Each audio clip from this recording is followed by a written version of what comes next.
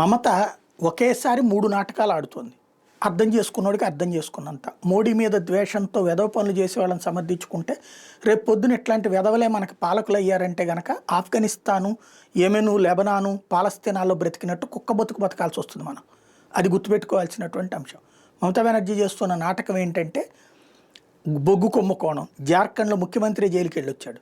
అదే తరహా కుంభకోణం ఆవిడ చేసుకొచ్చింది. బొగ్గు గనుల్ని తన వాళ్ళకి ఇచ్చుకోవడం, తన పార్టీ వాళ్ళకి ఇచ్చుకోవడం.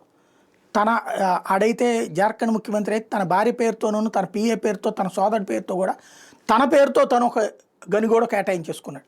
తన పేరుతో తనే పర్మిషన్స్ కూడా ఇచ్చేసుకున్నాడు. తన పేరుతో తనే దాన్ని ఏమంటారు ఎన్విరాన్మెంటల్ క్లియరెన్స్ కూడా ఇచ్చేసుకున్నాడు. ఆయన ఎన్విరాన్మెంటల్ మంత్రిగా కూడా. అది జైలుకి వెళ్ళాడు. ఆ తర్వాత బెయిల్ మీద వచ్చాడు. మళ్ళీ నడిచింది. జార్ఖండ్ ముక్తి వచ్చేది. అది ఒక పక్కన నడుస్తుంది. రెండో పక్కన ఇక్కడ సేమ్ మమతా బెనర్జీ తన వాళ్ళకి ఇచ్చుకుంది.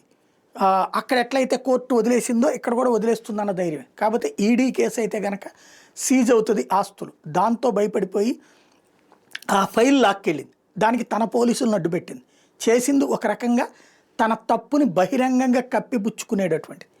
దానికి ఈడీ వచ్చి మాదేదో లాక్కుపోతుంది, ఈవిడ వ్యూహాలు పేపర్ మీద రాసుకుంటే లాక్కుపోయేది ఏంది, పేపర్ మీద ఎందుకు రాసుకుంటారు? ఎవడైనా రాజకీయ వ్యూహాలు పేపర్ల మీద రాసుకుంటారా?